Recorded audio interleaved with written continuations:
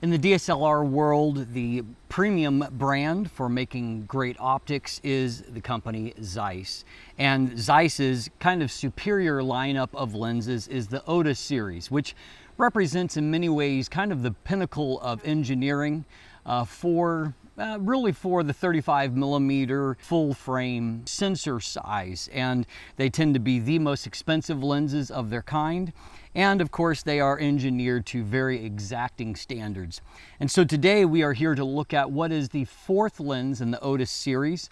It follows a first release 55mm f1.4, followed by an 85mm f1.4, followed by a 28mm f1.4, and now we have a little bit longer telephoto length covered with a 100mm f1.4 lens. Now, there aren't a lot of 100mm f1.4 lenses out there.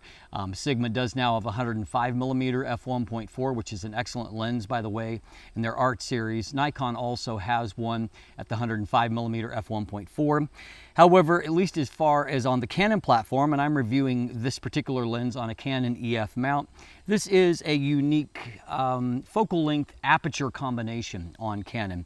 And so it, represents a big chunk of lens physically, and of course it always represents a big chunk of capital investment.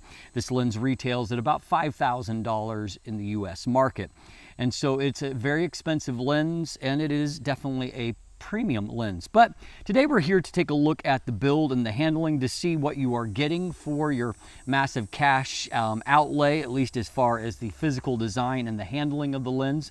So we're going to jump in and take a closer look. We're also going to show you some early photos from this lens as I get into my review process.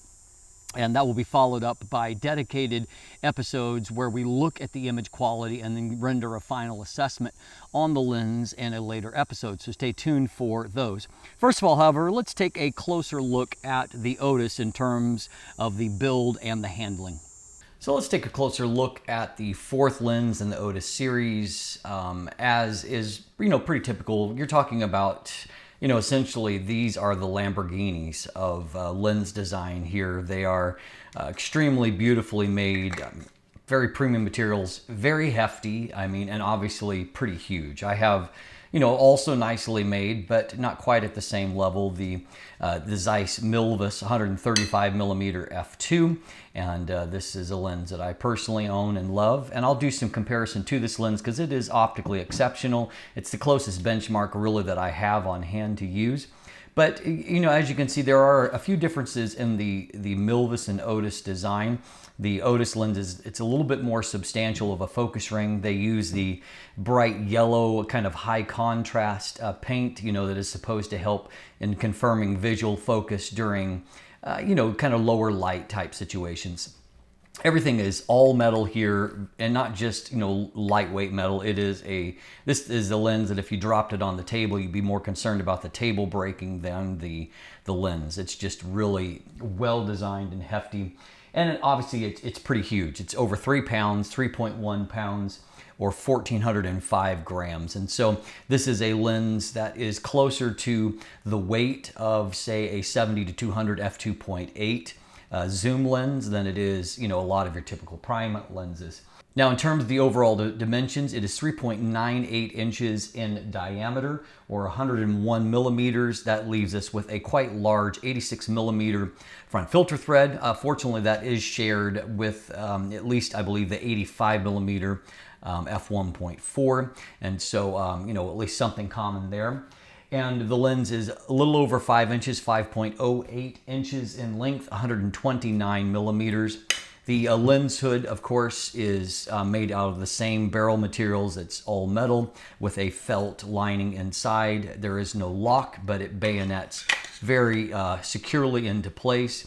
One thing that I've always praised, and I'll continue to do so here about the Otus design, is that the lens hood itself is designed kind of intentionally like as a part of the lens itself. Everything kind of flows and it looks complete with the lens hood attached rather than being, kind of an afterthought, not to pick on the Tamron here, but the lens hood looks like an add-on, an addition.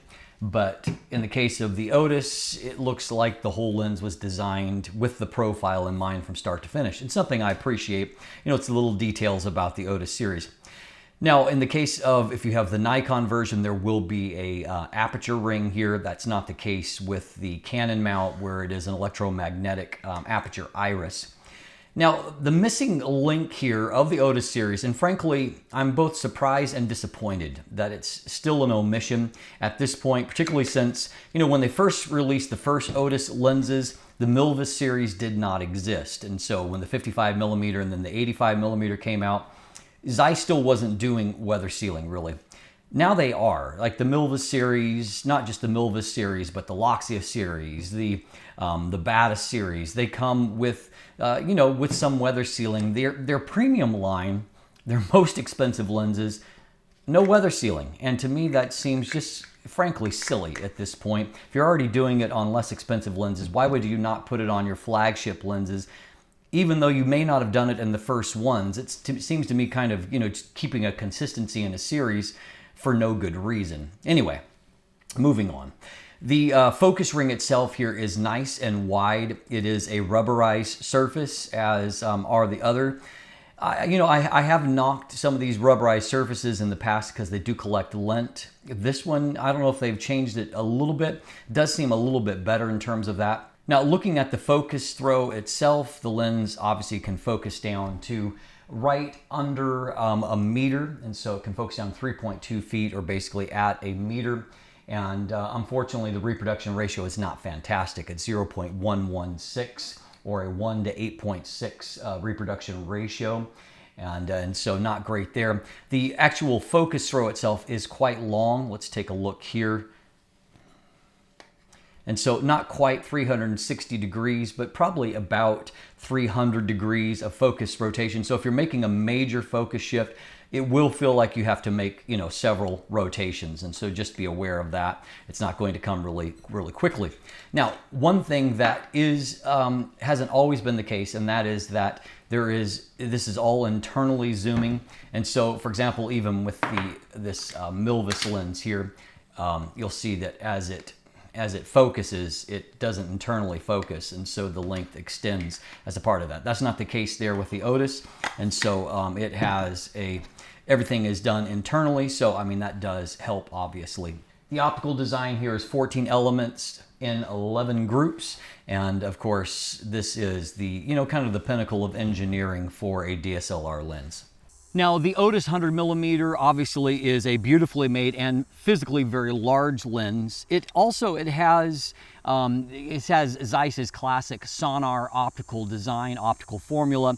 This is also an apochromatic lens, and so the byproduct of that is that colors are more consistently focused, which results in fewer aberrations, usually resulting in higher contrast, more punch to images, and a richer micro contrast, which we'll explore in our image quality episode. And I think that you can probably already see pretty clearly from some of these images that I'm going to throw up here now. And so obviously it's a beautifully handling lens, although again, I do have the criticism of it not having any weather sealing, which I think is kind of an odd omission in a lens this expensive and released in 2019. But beyond that, there's little to complain about. If you're familiar with the Otus series, you know what you're getting. You know the price tag, but you also know that these are lenses that give you, in many cases, medium format performance on a 35mm sensor. So we'll explore that more in our second episode, where we take a look at the image quality. I will do some comparisons to the Milvus 135mm F2, not because it's a direct competitor per se, but it's the closest thing that I've got, and the fact that it is another Zeiss lens kind of puts it at somewhat equal footing when it comes to that. It's also one of the very best 135mm lenses in existence, so it is a good benchmark. So we'll take a look at that in that future episode. So stay tuned for that. In the meantime, if you look in the description down below, you can find linkage to my image gallery and see as I continue to add photos to it. During these sessions, I will be doing portrait sessions and things like that with it, so stay tuned for that. There's also buying links in the description if you'd like to purchase one for yourself. Beyond that, of course, there's the typical links to follow me on social media, to become a patron, to sign up for my newsletter. And if you haven't already, please click that subscribe button right here on YouTube. Thanks for watching. Have a great day.